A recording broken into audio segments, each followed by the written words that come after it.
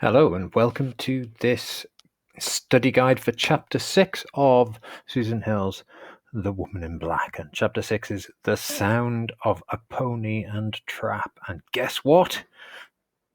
It features the sound of a pony and trap. This is one of those chapter titles that Susan Hill throws in there, which is very straightforward. It is exactly what it says, but genuinely doesn't help us very much, actually, because Arthur came across the causeway on a pony and trap. So it starts with Arthur attempting to walk back to Crith and Gifford after his scare in the previous chapter, after encountering the woman in black, first given that title in that chapter, after realizing things were ghostly and he was in a place that was haunted, and then calming down a little bit, but beginning to feel that it was too lonely and melancholy a place to want to spend any more time in on his own. He decides to walk back across the tidal causeway in an area he doesn't know, with no real awareness of what the tides are. What can go wrong? Perfectly logical decision. That's exactly what you would do. And during this incident, he's stopped by the arrival of a sea fret. Can you remember hearing about that somewhere else? I don't know. It's almost like Arthur had been told sea frets just come up out of nowhere before. Oh, yeah. Mr. Daly. Chapter 3. Hint, hint. Sea frets, Arthur. The red flags are all over the place, but of course the Arthur in the story can't see them. And then Arthur encounters the terrifying sounds as he's crossing the causeway. So he decides that the occurrences are not, however, supernatural. As he's crossing the causeway, as he's doing his little walk, Arthur begins to reason things out. He says to himself, oh, well, actually, I must have just missed where the woman in black went. I'm sure she has a little house somewhere on the island in a dip I can't see. A full house on this very small island that I didn't spot. Yeah, I know. The reasoning doesn't seem very sound. But what's actually happening here is that Arthur is being presented to us as the rational protagonist. Essentially, his worldview can't take into account the fact that something supernatural has happened. And many people in the world do this. Many people fit the facts to their perspective. You'll see people doing this all the time. You can argue rational science with someone who has a particular belief, and they'll hold on to that. People who believe the Earth is flat will throw every kind of argument out, even if you throw out the basic geometry of how to measure angles. You go, okay, why is it that when you're looking at a ship coming over the horizon, you can see the top of it first before the rest of it emerges? The only way that would be even possible is if it was on a curve. You can argue this, you can demonstrate, you can use physics, you can show evidence, but people will fit all of that to their own worldview. They'll find a way of turning those facts into something that proves their point of view. And Arthur is doing his best to do that, because if the world is not rational, if the world is not logical, if the world is not the way Arthur thinks and believes it is, he fundamentally has to rethink everything about the world, and that will dislocate him. That will unhinge his sense of reality, and that is the stuff of madness, which ultimately we know must be where Arthur is headed, because we know that he suffers from nervous illnesses in his later years. Arthur's walking across the causeway, having these thoughts, and then he suddenly looks up and realizes he can't see anything. And his sea fret is there, and knows that he's actually probably not come anywhere near as far as he has got to go. So he turns around, and the journey is painstaking, difficult. It's described actually as a nightmare. Suddenly, that's when those sounds kick in, and we hear the sound of a pony and trap. Yeah, see? It's where that chapter title comes from. Arthur logically assumes it's Keckwick, but then he's very surprised as the sounds change and they change directions. He was expecting Keckwick to come along the causeway, and then the sounds seem to move off to the side and they change in the notes. So the sound is no longer that of a pony trap on the sand and stone of the causeway, but it's making splashing noises as it moves through the puddles out on the marshes. And even more terrifying, he hears the noise of the pony and trap being dragged down into the mud and the quicksands by the rising tide. And worse still again, a child can be heard screaming in terror and in fear of its life. And then that sound is choked off in a horrible moment where that bubbling noise of a drowning is heard. Logically, probably too far away to hear that, but Arthur can hear all of these details as if they're happening really close at hand. And he's panicked and he runs to Eelmarsh House. The only thing that he can do now is to think to get in there and attempt to use the lights in the house to signal for help, as if anyone else would be out there in this weather. Interestingly, when Arthur does go back, what he does find is a single locked door. He throws open all of the other doors, turns on all the lights, and finds a single door locked. But this is a door with no means of locking it from the outside. No keyhole, no padlock, no nothing. So it's either jammed shut or it's locked from the inside. Arthur, for some reason, gets angry at this door, as you do, taking out inanimate objects in times of stress and pressure. I guess people do things like this. But the fact is that quite a lot of time is spent on thinking about this door in this chapter. Possibly, actually, the author at the time not doing that. This is the narrator focusing on this because it's going to be important later, and it's going to be important later. Arthur then returns to the ground floor of the house and has some brandy to drink because there's nothing better to do in a situation where you're going to need all your wits about you and your faculties at their best than to get drunk. Arthur essentially looks to try and calm his nerves, and he turns to alcohol to do so. And, to an extent it works. And as far as he can tell, he believes he kind of drifts off into some kind of stupor or sleep or doze or unconsciousness, possibly faints, passes out, doesn't know, and time seems to dilate. And then he waits the sound of the doorbell ringing and finds Keckwick outside. This stuns Arthur, who assumed that was Keckwick out on the marshes, and then he thinks, oh my God, someone else has gone out onto the marshes and died, and he tries to engage Keckwick in discussion, tries to talk to him about it, but Keckwick, as per usual, shuts him down. And Arthur gets the impression that, and begins to come to the conclusion that maybe whatever happened actually was not of this earth, that the sounds he heard out on the marsh were supernatural in origin. They weren't really there. And this churns through his mind on the journey back. He realizes, he even says he stepped into another world. And we see this psychological transformation in Arthur at this point, this kind of midway point in the novel. Arthur has gone from being the rational, stable, sure of himself character who we see from chapter 2 onwards. Not obviously chapter 1, that's the older, wiser Arthur who knows of the things that have happened, but we see the young, kind of cocky, self-assured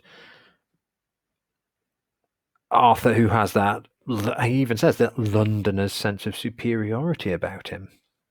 And now we see a different Arthur. We see Arthur who realizes that his way of looking at the world is not the only way of looking at the world, but is in fact actually not an accurate way of looking at the world. It's not right that what he thought was, how he thought the world worked, what it consisted of. No, that's not what it is. And this really is the thing that upsets Arthur. This is the thing that destroys Arthur's mental state. And it's this moment here on his return journey that we see this kind of writ large, where Arthur is discussing what's happening, and he goes into this kind of long discussion about how the world now has changed and he's moved into a different state. And he very sensibly draws the conclusion that, no, I genuinely do not want to handle this. This is beyond my capabilities. I'm out of here. I'm going to ring Mr. Bentley. We're going to organize for someone else to come here. I'm just going to say, nope, can't do it.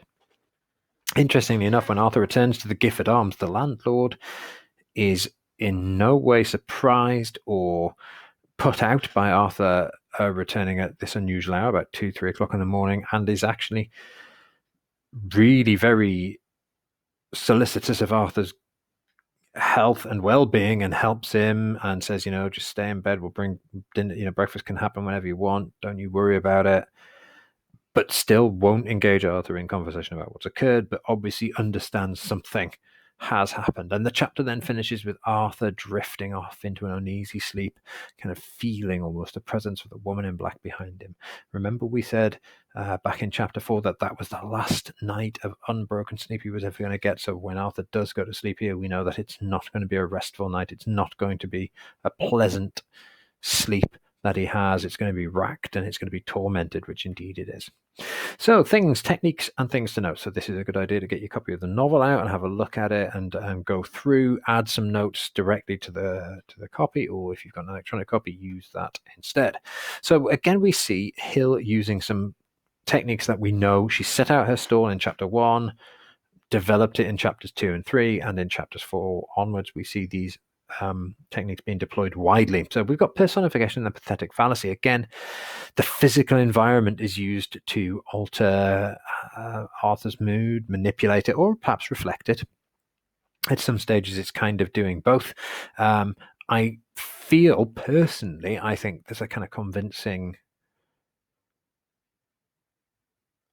I feel convinced that the environment is manipulating Arthur, not reflecting what he's feeling. But obviously those two things become quite become really closely linked. So close it becomes very difficult to kind of separate them. The mist is an interesting one, because that mist is specifically given this sense of anima, this soul, this action of its own, this will of its own, this will to act.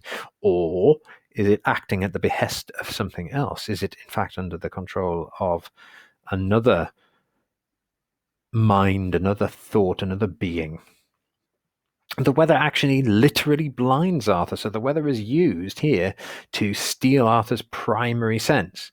Humans rely on their sight more than any of their other senses. We do have other senses, more than 4 other senses. There are lots of senses in the human body that we don't really think about. Sense of balance, that ability to sense heat. But our primary senses, particularly for navigating around our environment, are our sense of sight, our sense of hearing, our sense of touch, and to a lesser extent our sense of smell as well, gives us an impression of what kind of an environment we're in. But we are sight-based, primarily sight-based hunters. We have binocular vision in the 2 eyes in the front of our heads that give us a very good ability to judge distances, and that's what we rely on to interact with the world primarily. To interact with each other, obviously we have sound because we have speech, but to interact with the world, to see what's going on, it's sight, and that's taken away from Arthur. He cannot perceive what is occurring. He can only hear it, and sound imagery is the second component of this, where sight is taken away from Arthur and he can only imagine what's going on. So he's trapped in this sinister and lonely house with no noise, no sound. And then when he's out, where sight is taken away from him, he can only hear the sounds, and it's an imagination that fills in the gaps. We also see, obviously, as I mentioned earlier, the Arthur as a rational protagonist, and it is important to remember that he's clinging to rationality because it's part of his worldview. And I do think that that's quite important, because the idea of having your world, your very foundations pulled apart, can lead to a kind of catastrophic breakdown in your mental state. It's one of the reasons why people resist changing their beliefs wholeheartedly in one single fell swoop, because to have everything that you believed pulled out from underneath you is the sort of thing that can unhinge an individual. Helplessness is an interesting technique. Arthur is very much the victim throughout all of this. He's not the only victim, but Arthur is the victim of a powerful, unstoppable, unknowable force. But Arthur is also helpless to change any of the events. So one of the things that really drives Arthur, again, is a primary driver of pushing Arthur towards the edge of his sanity, to where he has a nervous collapse, is the sense of helplessness that he feels when he believes there was a child in danger that he could not help, that he could not go and help. And that's the sort of thing that really would drive people. A lot of people who've been in traumatic situations will say that it's the lack of power they had and lack of control in those situations that can be the factor that gives rise to nervous disorders. So, as Hill puts it, let's have a look at some key quotations here. So here we've got a key quotation, a really nice one to have a look at Arthur persuading himself that there is a rational explanation. So here we have an example of Arthur as a rational protagonist. So I persuaded myself there must have been some slope or dip in the ground, some place for someone could build an entire house that no one would know and no one would bother mentioning. Yeah, it's obvious to us, but if you're attempting to build that worldview, it's obvious the world isn't round, but if you believe the earth is flat, you believe it fervently and wholeheartedly, no matter how mad it sounds, no matter how much evidence you're presented with. If that's the way you have found, that's the foundation of your beliefs, then you will defend them to the hilt. And here we've got the example of the personification of the mist, talking about having fingers, how it teased him. It's a very different thing. This is it's not an outrightly dangerous fog, but in many respects it's far more dangerous and far more creepy because it doesn't offer direct and open threat that can be tackled in some way. It's tricking Arthur. It's blinding him and allowing him to blunder into danger. Then the sound imagery, and these words, draining, sucking, churning, that use of three adjectives put together there to describe that sound, and none of them are nice. The verbs which are being used adjectively here, draining, sucking, churning, sound, they're not pleasant. And then the terrified sobbing, the emotive language, the idea of just the word sobbing. I mean, to me, it's more powerful than crying. It's that outpouring of emotion in great gulps. It's the thing that children do. They sob wholeheartedly. And it's a very childlike noise, and that is incredibly evocative. And we, like Arthur, we don't need a visual description. We react to that viscerally. Certainly, I really don't. Again, as a parent myself, the idea of a child in danger is just horrific. It's one of the worst things. And again, I think Arthur as an adult reacts in that way as well. Again, we've got this idea of the inability to help and the focus on the child, and that idea that there is someone in danger who you would so wish to help but can't is the thing, amongst other things, that drives Arthur to the edge of despair. So let's have a look at these. So I began to be angry with Mr. Bentley. Here we actually see Arthur explaining his internal processes, which I think is quite interesting. We do get quite a lot of this, where we get a lot of this past reflection on those thoughts that he was having. But this is an interesting one here, where Arthur recognizes that he's been ignoring what he should have been able to see the entire time. Although, interestingly, as we find out, Arthur does turn this around again. You might imagine You'd be forgiven for thinking Arthur's decision to leave and not go back to Eel Marsh House would be one that was set in stone, but you'd be unsurprised that given that this is only chapter 6, and there are several other chapters that seem to indicate Arthur has not done this, you obviously know that Arthur is going to go back to Eel Marsh House at some point, despite whatever it is he's telling us here in chapter 6. This, again, just as you have to highlight this because that door is really significant. Yep, key plot point. Why do we focus on it so much? It's going to be important. This is a lovely example of the conspiracy of not quite silence, where it's the conspiracy of, well, we're not going to tell you the full story, but we're going to hint at you as much as we can. So, yeah, it's the conspiracy of silence, but here we have this line, I wouldn't have left you overnight, wouldn't have done that to you, says Keckwick. It's obvious Keckwick knows more than he's letting on, given how little he's talking. I mean, that wouldn't be difficult. But he obviously knows what happens here. He's clearly got some awareness of what Arthur must have been through and wasn't about to let him go through that if he could avoid it. And finally, yes, this is what I was talking about before. Here we see Arthur realizing that the world is very different. The world is not the logical, rational world that he believed, that the world has another layer to it, or possibly many layers, and that things that he thought were the stuff of stories were in fact true and real. So there you go. That is my guide to chapter 6. Obviously, coming up next, chapter 7. Thank you very much. Bye-bye.